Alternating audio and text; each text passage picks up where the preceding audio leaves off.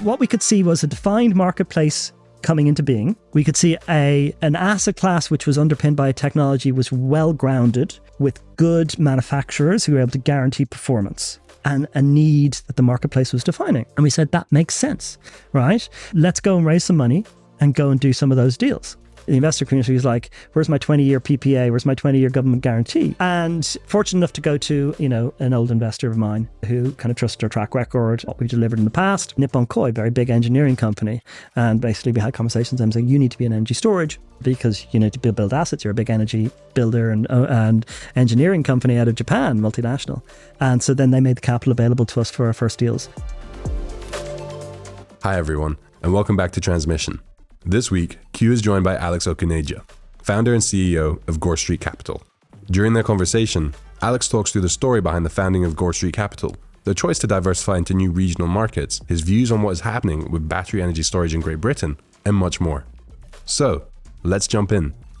Alex, thanks for joining us on the podcast. Oh, no, thank you for having me. This one's been in the diary for a long time, and you flew all the way to Austin just to come on our podcast. Just for this.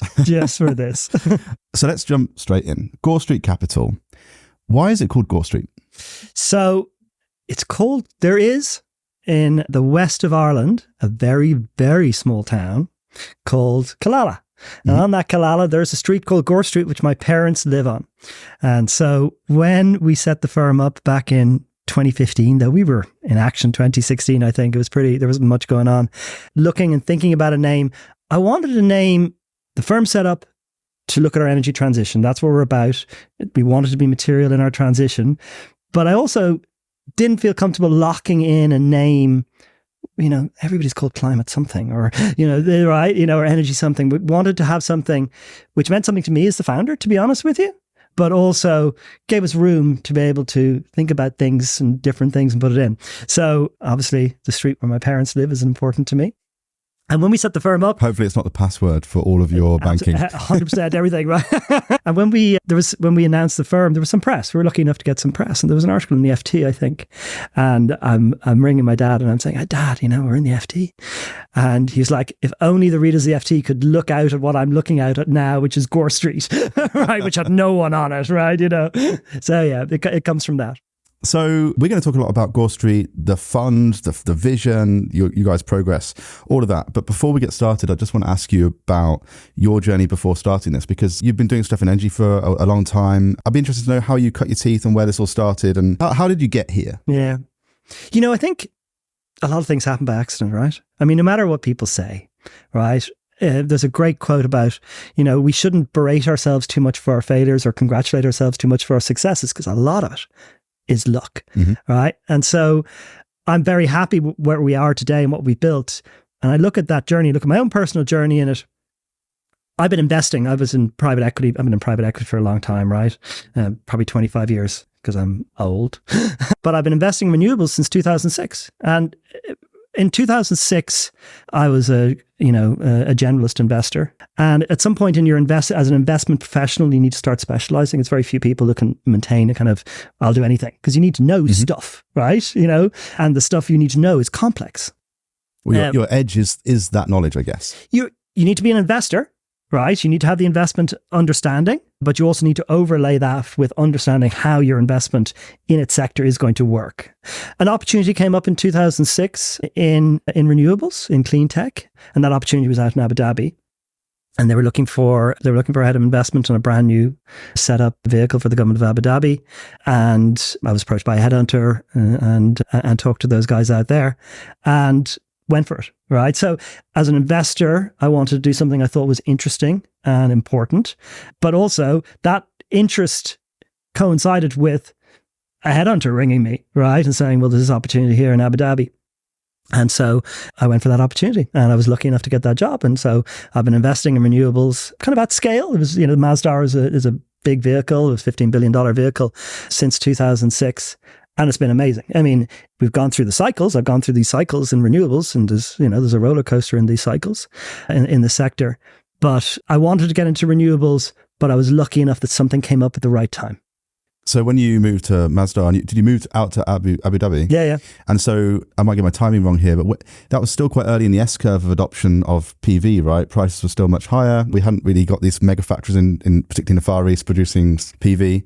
So the reason why I bring that up is your journey for the last few years in batteries is quite similar, but just in a different realm.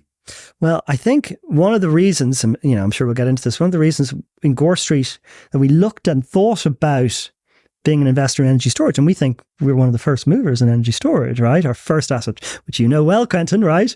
We bought 2 assets basically in construction, really, right? Going into construction, Bulby and Senan. That was 2017 when that was commissioned. When it was commissioned, that 6 megawatt asset was the largest privately owned in GB. It was one of the largest in the world doing grid balancing. Wild. Our latest acquisition here in Gore Street is 400 megawatt hours, right, in California. So it's a huge progression.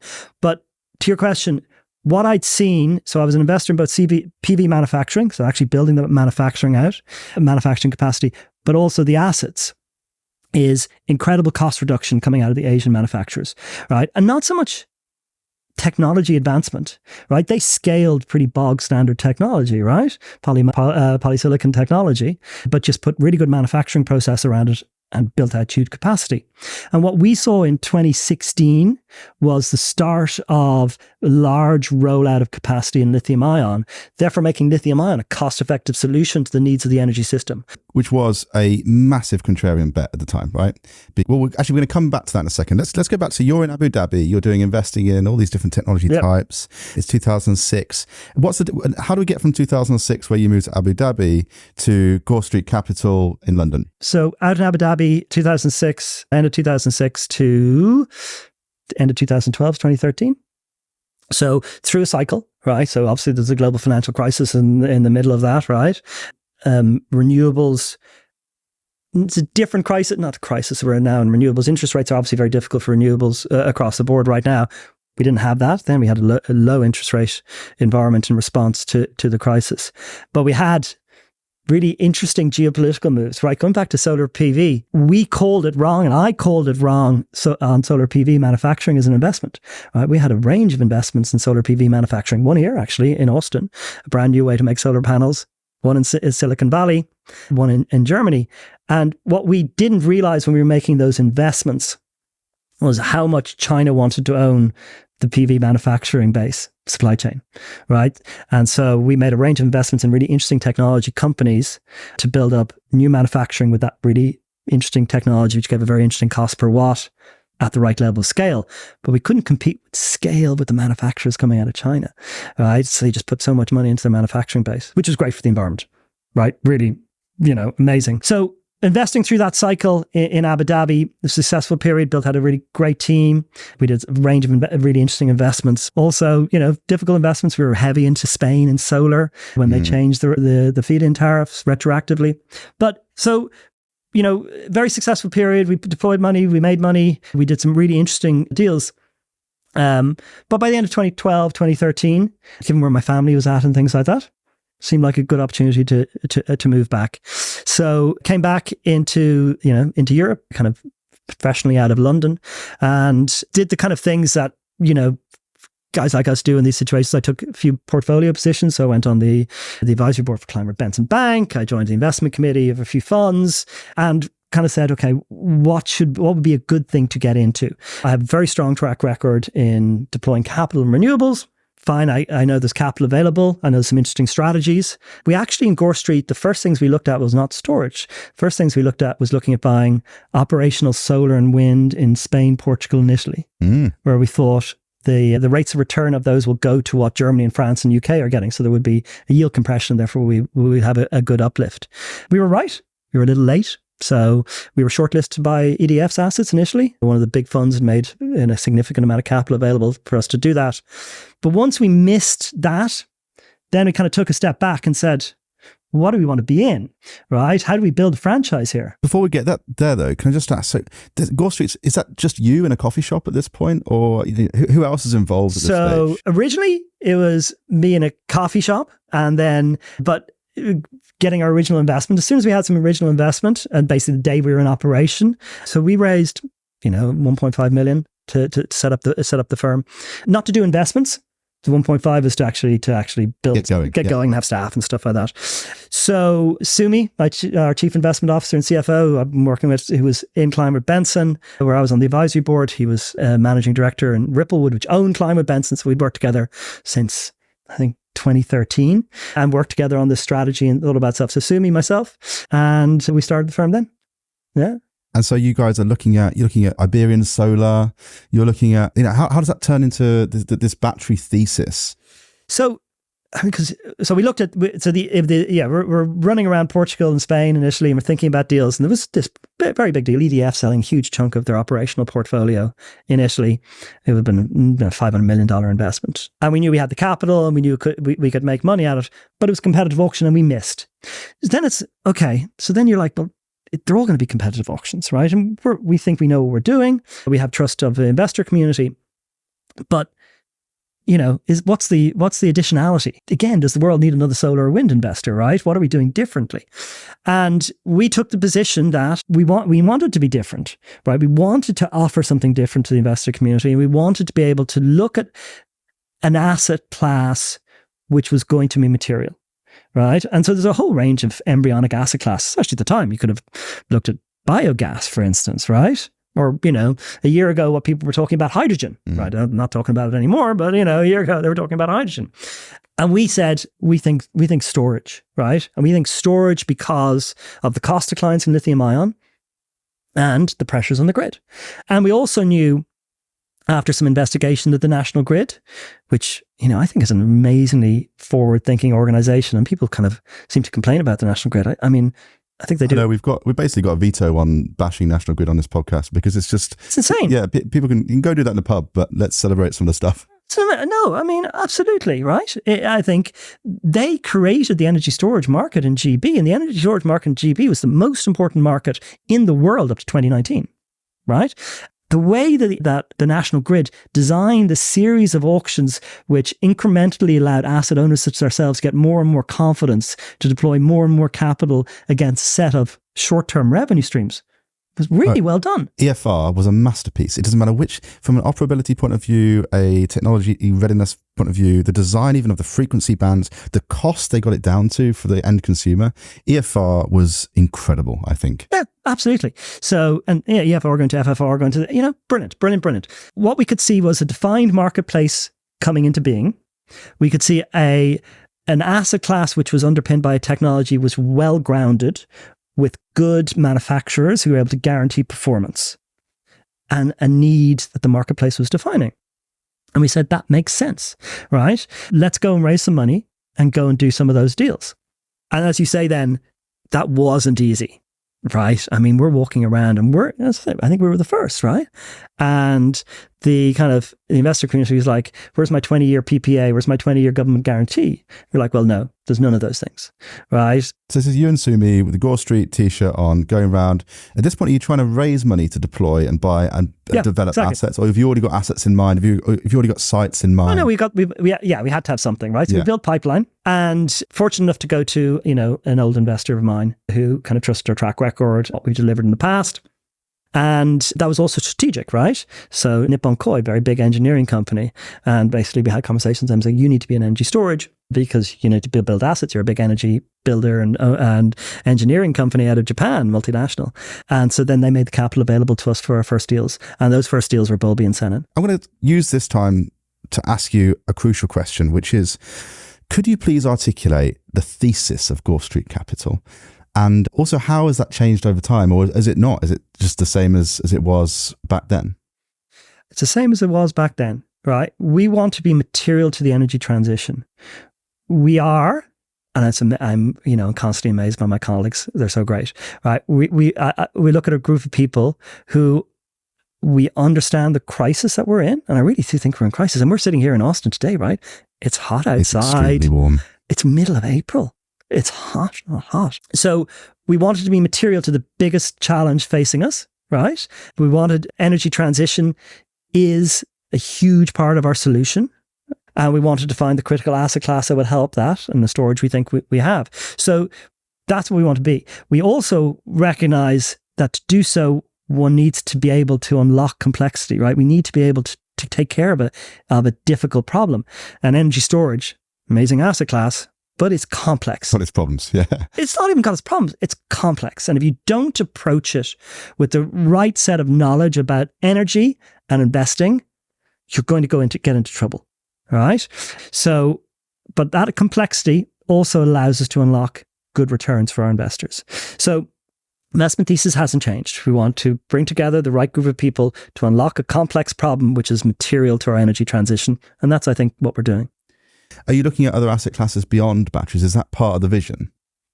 So we're a storage investor, right? Now, whether it's lithium ion or a different form of solution, we don't pick a technology, right? We want to pick a solution that we believe the market requires to provide to, right? So basically, if it's lithium ion or it's flow or it's something else, we don't mind as long as there's a manufacturer quality behind it, right? We don't want to take the operational risk. We want to take the market risk. But we are a storage player, but we're a storage player across the value chain. One of the things that we realized quite early on, back in 2017, is that we didn't particularly like, sounds bad because I was working with you, your company, but we didn't quite like some of the companies that we were involved in. We thought we could do better, right? And so, there'll be probably, just 50 plus folks in Gore Street now, right? That's big for a private equity manager, but it's because actually we have a procurement group, a construction group, an asset management group. It's a whole load of things that we are doing to give us tight control over these assets. And so that's a kind of a full service business approach to this very, very fast growing asset class. So we think this investment strategy, we're only at the start of this investment strategy. The amount of storage that's needed on our grids is really considerable because the amount of renewables that's needed on our grids is really considerable. And so we've looked at other things. I mean, I'm kind of joking about, we had a hard look at hydrogen a year and a half ago, trying to get our heads around. Everybody's talking about hydrogen. Hydrogen's amazing. We really need hydrogen for particular applications, I'm sure, for making ammonia, for various different things, fertilizers, but for part of the energy transition, we couldn't get there. So we have looked at other things adjacent to what storage brings to the energy transition story. But then, look, we're one of the first movers in the British market, one of the first movers in the Irish market. I think we're a fast follower in the German market, fast follower in Texas, in California, and now first mover in the Japanese market. All of those, there's so much growth in those markets, right? And so much complexity for us to unlock, which we have a very strong track record in now doing so. So we'll continue this play. So a big thing about you guys at Gore Street has been the fact that you went early and fast into different regions, which with hindsight was a very wise move because of, we're going to talk about what's happening in Great Britain later on in the podcast, but it was an excellent move. Now, how did you decide to do that? Because how do you decide which regions, what's attractive to you? And then how do you make sure you have the right number of chips in each part of the board? Yeah. So I don't think it was a wise move, right? That sounds odd, but because it is, of course, the only move you could make if you're an energy storage investor. It's not the positive. It's the negative if you don't do it, right?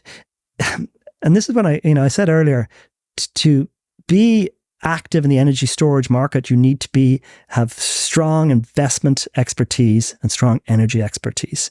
So let's just talk about the investment expertise that goes into thinking about a multi-market strategy. You look at the GB market, you look at the Irish market, Texas market, California market, Japanese market, Germany market. They are all uncorrelated markets. They're correlated by climate change and they're correlated by our transition to a low carbon society, but they're not correlated in terms of revenue. Okay, great. We look at the supply chain and we go, all our supply chain, and we have very deep relationships in the supply chain. It's a very important part of our business. Several of them are investors in our vehicles, for instance, right? So we work very closely with our supply chain. But if we're building an asset in Texas or California or Germany or Ireland, we'll choose from the same players, right? So it's the same supply chain. And we know we're going to be doing more or less the same type of things in those markets, right? Those markets are all driven by decommissioning coal, gas, and nuclear, rise of intermittent power. Same investment thesis. Therefore, you have no choice as a good investor but to diversify. That's it, right? It's not that we were wise. We did what was right as an investor to take, because you have same supply chain, same investment thesis, same type of activity. So you're de-risked. You need to know your markets, and that takes years. It does, right? We moved into the Irish market in 2019. We moved into the US market at the start of 2022 in Texas. But we were looking at the US market for 3 or 4 years. You can't. It takes you time to build it up, but you have to do it as a good investor. Diversification is one of the first good rules. And so that is absolutely delivered, I think, delivered for our investors. We have not only, and Sumi did a great presentation on this in the Capitals Day we had a day we had recently, did a regression analysis, really got into it in terms of, how much volatility we reduce by being in multiple markets, and we reduce our volatility by 50%. We've also increased our revenues absolutely against people who would have a sole market strategy. So we're happy, of course, for the benefits that come down to our investors from implementing that strategy. We're not going to take the credit for that strategy because that's what we're paid to do. Another thing that's been core to Gore Street over the last few years, and you might correct me on this, but it has been, so Gore Street historically there's lots of different asset types and different OEMs, and you've diversified in that way. But also, you guys bought a fairly sizable 1 hour portfolio, WD portfolio, a few years ago. And that was just around the time when the folks producing power curves and whatnot were saying, 2 hours best, you've got to be building 2 hour right now. And what actually happened in the years since, and we can talk about what's happened with the battery index and whatnot since in Great Britain, but actually the less capex up front and just taking part in FFR had legs in it for a lot longer than what a lot of the market thought. But now in a more merchant market, of course, 2 hours sort of makes a bit more sense in some circumstances. How are you guys thinking about, can you just talk through that decision a few years ago and how you were thinking about it? And how are you thinking about that duration problem now? The duration thing is I find quite strange. The whole, there was a lot of focus about duration. Everybody's like, duration. It's like we're kind of in the Reformation or something. Well, I think just to come in on that, part of that was because, of course, Harmony, they were purely 2 hours, and then there was a lot of consultants who were pushing one thing or the other. It felt like the big divider, right? And you guys were going, you had the 1 hour assets, which made sense because they're the type of assets that you'd bought that were built by BYD, the 1.25 systems. So but it just felt like this big thing. And you're right, it's totally bizarre. It's totally ridiculous because we just went, what does my spreadsheet say? Right?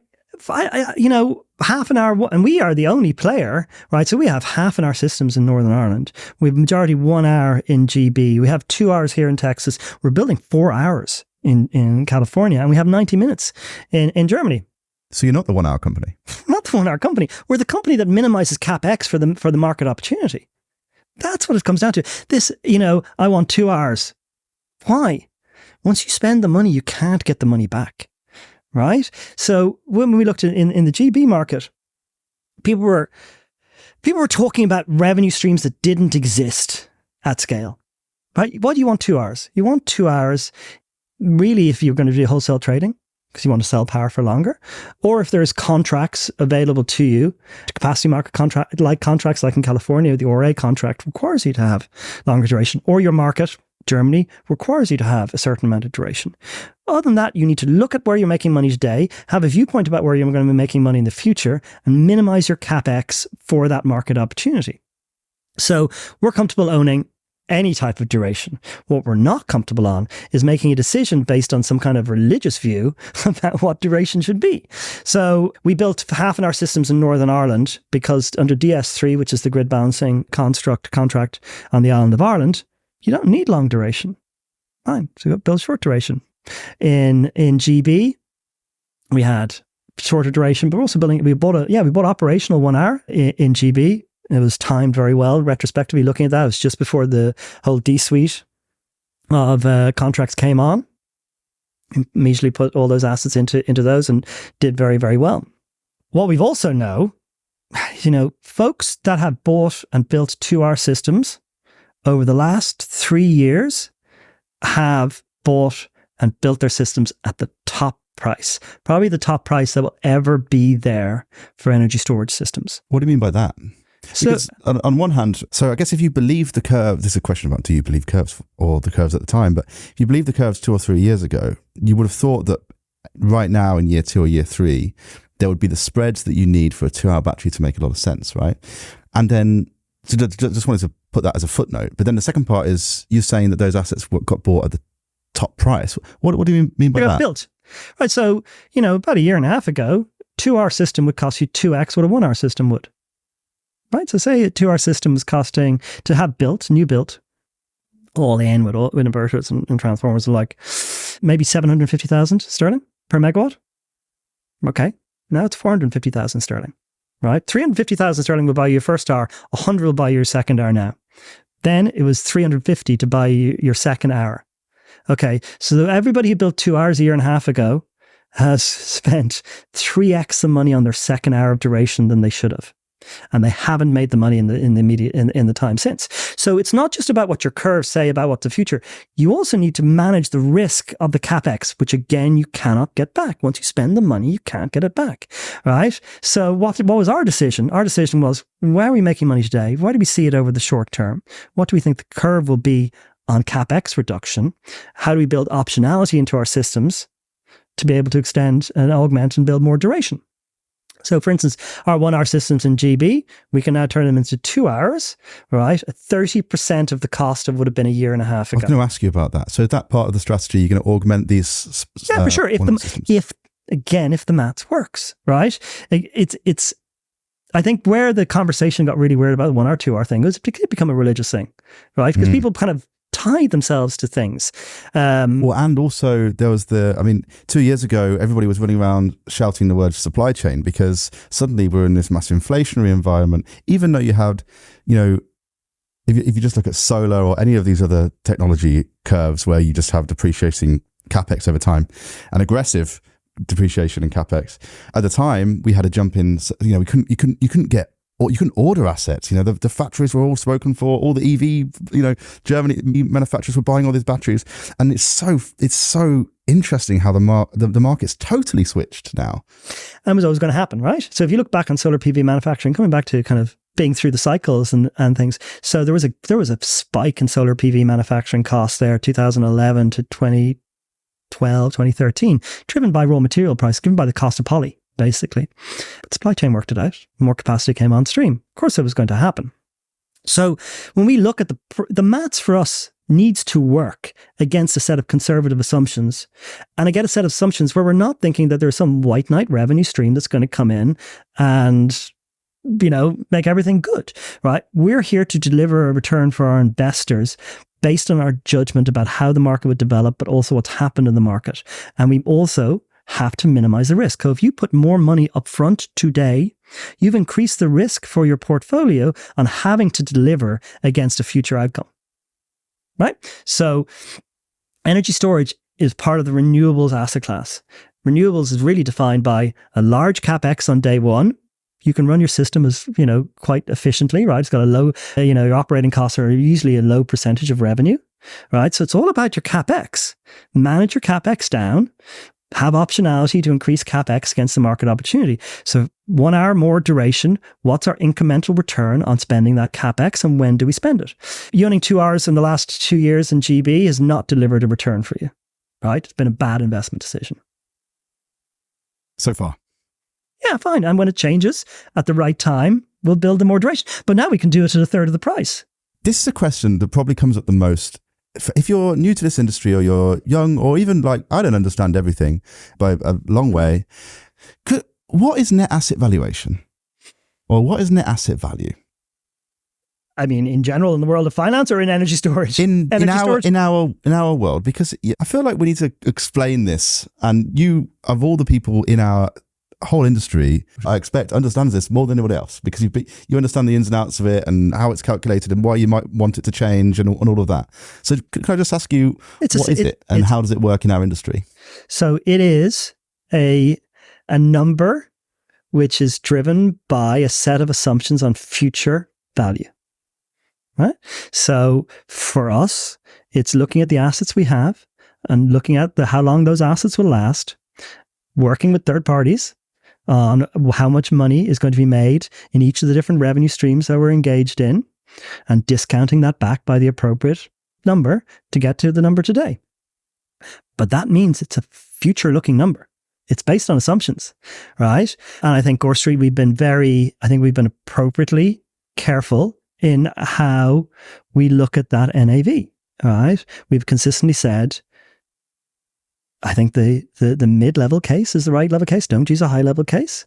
Don't value things you're not doing today, right? But other people can have a judgment about it, right? And people get paid to have that judgment about it. So for us, NAV is a guide to our investors on what is the value of the portfolio, right? There's absolutely other ways to look at value in the portfolios, like how much EBITDA are you generating, right? This year, next year, right? What's the replacement cost? What is your cost base? All of those things. But NAV in the world of, for instance, the investment trust world is a very key metric, which people spend a lot of time on, rightly. We spend a lot of time on working with, our external valuers as well as our auditors, and then a range of energy research houses who are producing all these curves. But it's looking at all the cash flows from each of our individual assets and discounting them back. And off the back of that, so we're speaking, it's April 2024, and pretty much the whole investment trust community has just been battered, even not just in energy storage, but everywhere. Yeah. And could you just talk a little bit about what's going on in that world? Yeah. I understand that you guys are a public, it's a public fund, and there's some things you can and can't say. So yeah, for sure. But please say what you can, if you wouldn't mind. So I think what we have in the investment trust world is we have, and it's worth recognizing what has been built there for renewables for the UK, right? So the investment trust listed sector has delivered a significant amount of capital to build out renewables in the UK, right? So you look at Greencoat and, these type of players, these are multi-billion, verging on FTSE 100 companies, vehicles, which have, spurred an enormous growth. Greencoat, I think, is amazing. Right? Amazing investment trust. 2012, I think Richard put it together, right? Mobilized a huge amount of capital. And so a really big success story across the board, all these different types of renewable investment trusts. And when we were thinking back in 2017, when we wanted to move out of, to have a more diversified funding vehicle, we could have put together a private vehicle, like a normal GP/LP vehicle, right? Very kind of private equity type fund, infrastructure, private fund. But we saw what had been achieved in the investment trust world with, really interesting way to bring on capital, but also we believe that our asset class was a good, and we still of course believe it is a good vehicle for investors to get long-term cash flows of a critical asset class. But what we've seen in the investment trust world really since the Prime Minister Liz Truss, which was, mind-bogglingly bad, those movements under that short-lived administration, though it probably would have happened anyway because inflation was running high, they created difficulties in the interest rate environment. The interest rate environment has, moved up incredibly high relative to where we were. It's still not actually that high if you think back about some periods in history, but it's relatively high to basically it was zero. And, all of the renewables investment trusts in essence provide an operational risk dividend at a certain level. If investors can receive a risk-free payment at a level which is not far off that through government bonds, they're going to sell the investment trust and buy a government bond. So across the universe of investment trusts, that's what you've seen. Just so I understand you. So what you're saying is the spread between the interest rate from the Bank of England and what you get from an interest income trust needs to be high enough so that it's worth taking. Who wouldn't take sovereign risk versus any other risk is probably bigger than the Bank of England's risk. Sure, there's a reason the worldwide risk-free rate is the US government 10-year bond. That is regarded as risk-free, right? And so the spread is not big enough. That's changing, right? And so what you see is people selling the investment trust stocks to get to a share price level where the actual real yield on it is high enough, right? Because share price has gone down, so you can buy in a certain share price and you'll receive, if it's 7p at 100p dividend, it's 7p at 70p is 10p. So that's then becomes the acceptable yields that they want, that they require for owning that stock against a government yield, right? So that's what's happened. And that, of course, will change as interest rate changes, right? But it does give a difficult situation where all of the investment trusts are trading at below NAV, which means they can't raise money. I mean, that's an issue if we think about UK policy around building out renewables. Can you just explain that for a second? So, and that's something that often gets cited, but it'd be good to just hear it. So if you're trading for less than your NAV, it's the implication is you can't raise money. Yes. Why does that mean you can't raise money? That is a structure of the investment trust world. You can't issue shares below NAV. Ah, okay. So it's actually a rule. It is actually a rule. Wow. Okay. Sorry, I cut across you. So I think the other thing I was going to say is that in times of very low interest rate environments, there is a lot of excitement in the marketplace about various different types of activities. And some of those activities in terms of new ideas for investment trusts got created, did okay for a while, and then have proved themselves to be a more challenging asset class or manager than the investors thought. And so you had vehicles, which I think will, go away basically, right? So there's two questions, right? It says there's the fundamentals of the business. Is this a good business? Is this a good idea? And is this capital managed effectively? And then there's the market. What's outside of our control is what happens with interest rates. And it is important to separate those two things. Yeah. Can we talk about, we're going to talk about international in a minute, but let's just, while we're talking about Great Britain, what do you think about what's happened in the last couple of years with revenues for batteries? Yeah, I mean, it's what we thought would happen. All right. So, and this comes back to, diversification. We don't take credit for diversification. It's what investors should have done.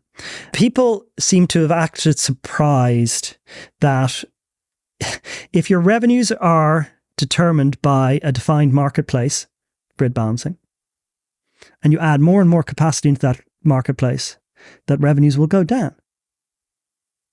Right? We underwrite our assets to declining revenues. We do so because we believe an economically rational actor such as ourselves, investing in the future, right, probably at a lower capex, will compete with our assets in the future for that contract, and therefore there will be less value. Right? So I think were surprised in 2023 how much operational capacity came on. So another way to put that is we were surprised that some of our peers and competitors just kept building in one marketplace, right? Because it's clear the 3x operational capacity that came on in 2023 in storage and GB, the amount of renewables on the grid didn't need that much storage. Now, that will change because renewables is getting built out at a much, very steady state linear, because it's a much bigger asset class, right? Yeah. Bigger steps as well. Yeah, bigger steps. But so storage, because it's kind of a more embryonic asset class, it's a big chunk came on in 2023. Boom. Right? There wasn't enough need from grid balancing to deal with all of those assets at the revenues that were there before. That's absolutely what we said would happen. And we were surprised how fast it came off. I think it's getting a little bit better now. But no, absolutely, 100% what was going to happen. And again, coming back to the appropriate behavior from an investor is not to hope and pray that there's some white knight revenue stream coming down the path, but to plan for the eventuality about how much capacity is going to build, at what price, about what revenues are there. So it is absolutely to the benefit of GB, and actually medium and long term, it is to the benefit of investors as the storage has been built, because the amount of renewables that GB is building is really considerable. Offshore wind, solar, onshore wind. And that storage will provide that critical function and will provide it at value to investors. But investors in energy storage, it's a 20-year asset, which is going to have volatility quarter by quarter, year by year. The way to deal with that volatility is by correctly diversification and engaging in single market concentration with potentially high leverage. We didn't think it was the way to go. One of the things that I must say I was surprised on the other side, which is that I always heard that in mining, there's this idea that mines will keep on producing even below the cost of production. Even though that feels, back from economics days when I was at university, there's this idea, this phenomenon. I'm not an economist. You're an economist. I'm not an economist. No, I'm an engineer, but we did some power systems economics.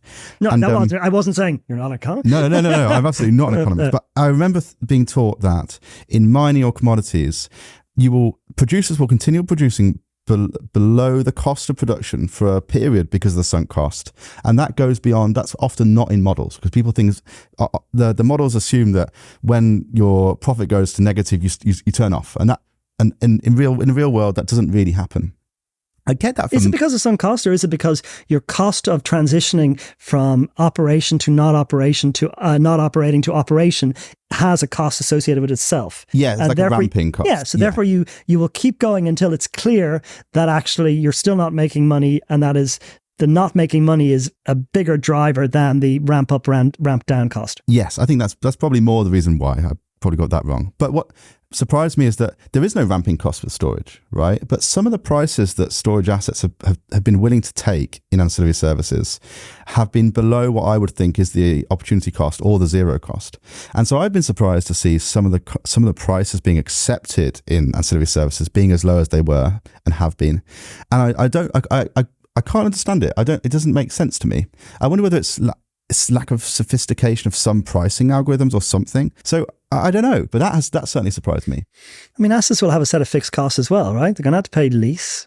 They're going to pay rates, right? So, people will look to cover those costs to the best of their extent. Otherwise, they have an asset which is potentially in distress.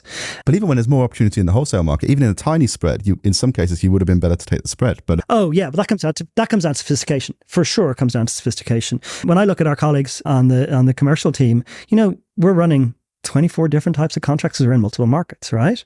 But my colleagues will make decisions, day by day about which market we're going to be in, and even look at changing them, for instance, intraday. So, and that comes back to an approach to energy storage. It is a complex asset class, right? It's an asset class which produces, I think, very strong returns for long-range infrastructure. Our public returns are, 13% IRR, right? We did 20% cash yield since inception, right? So these, I think, are strong numbers, but they require a level of control, right? All aspects of it, from the investment, origination, execution, to procurement, to construction, to asset management, to optimization, that without which you're just not going to make the acceptable rate of return, I don't believe.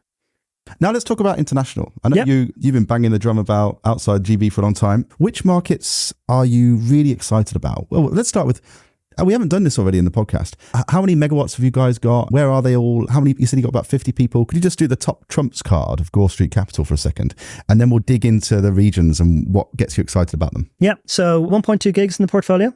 We have, I think we're quite unique in that we have operational and assets in construction in GB, Ireland, Texas, California, and Germany, soon to be Japan. So that's pretty unique. It's a big portfolio, 1.2 gigs. 1.2, just to be clear, 1.2 actually operational? No, 1.2 in operation and construction. By the end of the year, like 850, so the next 7 months. Oh, right, okay. Yeah. So Big Rock in California is 400 megawatt hours, 200 megawatts. I mean, so that's a big project. This week, obviously, I came to see you, of course, to Austin, but also visiting one of our facilities out here, Dogfish, which is also a big construction site. How big's that one, Dogfish? It'll be 150 megawatt hours as we think about extension of duration. Initial construction, 75 megawatts. Yeah. So it's funny. We're talking today about when we would think we would add in more duration. And then you've got the Irish portfolio has been, well, let's talk about that for a second. So DS3 came out, you went early into Ireland, and your revenues are linked to performance and penetration of renewables, essentially. And that's worked out to be a fairly good bet for you guys from what I've read in your reports. Yeah. So, you ask the question, what's our favorite market? It's like that, like, do you have a favorite child? No. Do you tell your other children they're favorite? That's the question. No. So I think for us, we're in markets we want to be in. Obviously, right? We made a conscious decision about which markets we will be in. GB, very important market, still remains a very important market, was the most important storage market in the world. And GB should congratulate itself for that. We looked and said, Ireland, another island nation, poor interconnectors into mainland Europe, just like Britain has poor interconnectors into the mainland as well. Very high growth penetration on renewables. And we said Irish market is going to follow exactly the same pattern, right? Where it needs to build storage. And we also could see market signals. The market signal was EirGrid, which is the national grid equivalent, except it's owned by the Irish government. It's not a private company. Ireland is one market, right? Northern Ireland and the Republic, the island of Ireland market. And we could see a market signal coming from EirGrid going, we're going to put in place DS3, the grid balancing contract. Not similar really to EFR because there's other things wrapped into it, but kind of doing the same thing, basically. Although 150 milliseconds and not most 5 technically, minutes. It's just kudos to them. and to my colleagues on the procurement and construction side, because our assets in Northern Ireland are some of the technically advanced assets in the world, because the response time needs to be unbelievable. We went into that market knowing that the policy signal was there. It's just very similar to how we saw the British market, right? Policy signal coming through from National Grid, really coming through from Ofgem through the National Grid, but a market design that we could participate in, right? And so we acquired a range of assets, all pre-construction, so we like to build them ourselves, right? And that has been a very, very good market for us. Put it in context, and these are all published data, of course. So, we've been making, for instance, about £45 per megawatt for every hour in operation we have in Northern Ireland. In Britain, over the same time period, we're probably making 6 to 8. Right, for similar asset. Actually, our assets in Northern Ireland, because it's 26-minute duration asset, we haven't spent. They're much cheaper capex than a 1 hour systems, because we don't need that duration. So that's been very good for us, providing a critical service to the island of Ireland, helping to drive renewables penetration. And the interesting point of the contract is really interesting. I think it's really, really clever what they've done. They've basically said, we'll pay for value. What does that mean? So Airgrid, the National Grid or ERCOT of Ireland. Yes, I said, we'll pay for value under the DS3. i.e., if you're up and running, and you have to do this very high specification asset and has to have very good performance and continues to be up and running, of course. The more wind on the island, we will pay a scalar to your revenue for. So they're paying for value, because the more renewables, the more intermittent problem, the bigger problem for the energy system to cope with. So we're paying for value. That's great. And what we've seen is, now this is where I diverge into, I'm not a climate scientist by any means, but there is overall wind generation is increasing in Ireland, not only because we're building more wind in Ireland, but it seems that Ireland is windier, right? And some of the models show high temperatures in North Atlantic drive higher wind. And so a very seasonal contract. So usually we get paid much more money in winter because it's much stormier. I didn't notice that as a kid in Ireland, to be honest. It seemed wet and windy all the time to me as a child, but we'd earn less in the summer. Not what we're really experiencing. Summer winds are very high, so we have very strong revenues, but it's seasonal, just like ERCOT, except in reverse. Here in ERCOT, we make most of our money in the summer because this heat picks up. There's an aging gas infrastructure which can't cope with the heat, so it falls over. Well, you've had a pretty good spring as well, I imagine. Yeah, we're doing well. We're doing well. And again, for us doing well means we're solving problems in the energy system, right? Of course, we're here to generate good returns for our investors, but our assets are there to solve the problems the energy system has. And as Texas gets hotter over summer, the gas infrastructure will find it harder to cope. There'll be a lot of solar generated. People will run their air conditioning high.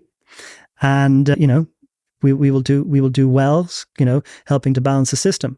I think when we started in 2016, we said we're driven by climate change because the energy transition. We need the energy transition. We're driven by climate change. We look at Ireland and Texas, literally by climate change, right? We see higher winds, we see higher temperatures, and that means that our assets are working harder and generating more value. So that's working well for us. California will be a little bit different. Our asset there, again, big asset, our biggest investment, 400 megawatt hours. Your biggest investment of the fund so far, period. Yeah. Wow. It adds into our portfolio something which is not available in other markets. Big chunk of revenue, locked in at a good level. We know what it's going to be. Put it to one side and manage the more volatile revenue on the other side. So that's coming on stream at Q4, Q1. Great project. Can you talk to us about Japan? You announced that you guys are making big moves in Japan. It's a long way from Europe. Not that many European companies go that far. And what drew you to Japan? So, island nation, right? Poor interconnectors to other zones of generation, aging gas and nuclear infrastructure, high build out of renewables, and then an electricity reform market, right? So looking at policy signals. So very similar to GB. Also market constructs we understand. A lot of the electricity market has been, designed and thought about in the same way that British regulators designed and thought about the British market. We also have, a very strong investor base out of Japan and have had that traditionally. And so we formed a partnership. And to your point, it's a long way away. So Gore Street Capital formed a partnership, 50-50 partnership with one of the largest Japanese companies, Atichu, massive energy trading. And we raised our first fund right? Which it should close. We've already done one close. We'll do another close. So that'll be 50 sterling, and then we'll get that deployed, and then look at the next one, I'd hope, reasonably soon. And it is a market which is just about to start for storage, right? The energy research houses are talking about it needing 10 gigs in the next 10 years, right? So again, we're the first mover. We have done that with a local partner, and a partner which we couldn't be happier with in terms of presence and expertise. And we're excited to have some of the first energy storage facilities up and running very soon there. All right. One more question, then we'll go to the last two. I think it would be a missed opportunity to have you on the podcast and not ask you about how you guys use optimizers. You've got a lot of different optimization partners. Your strategy is to, again, it's diversification. Use different optimizers. Sometimes you do it yourself or you don't use one at all. In the past, Gore Street has had a bit of a reputation for being quite hands-on with optimizers and at times even defining prices that you're submitting into markets, which is quite unusual. So how are you thinking about how you work with optimizers in the market, and how does that scale as you guys scale the business? These are critical partners for us, right? So that kind of, that both expertise and channel into the market is critical for us, right? We're in 5 different energy systems, about to be 6, right? So we need each of those to operate in different types of regulations, right? With different conditions around it, et cetera, et cetera. So we have, in Texas, we have, I think, two optimizers we've been working with. In Ireland, we have one. In GB, which is obviously the most kind of mature market, I think, for optimizers, we have a range of partners we work with. But yeah, we set prices, right? We set strategy, and we want to do that. We anything that's material to our investments, we want to be in control of. My colleagues on the commercial side, and also someone on the investment team. The investment team is more origination and managing the assets in terms of financing and the like, but also get involved with our commercial team, which is actually managing them hands-on in terms of different revenue strategies. For sure, that each of the markets we're in, we have, I think, in-depth knowledge of that, and we'll work with our optimizers about setting those prices and those strategies, which to be in. Should we be in GB in the BM market? Should we be, in the day ahead? One of the interesting things we're doing in Ireland on this is in the Irish market, as I said, you get paid if there's more wind on the system, right? So we can look at a forecast and know how much wind there might be tomorrow. And so if there's low wind, we know that we're not going to get paid as much under the DS3, the grid balancing contract. So we'll drop out of DS3, we'll buy electricity at 2 a.m. and we'll sell it at the peak the next day. When we know there isn't that much wind on the system, so prices should be higher as well, right? So it's a strategy that we've been working with Statkraft on Ireland, and that gives a smoother profile to our revenue there, right?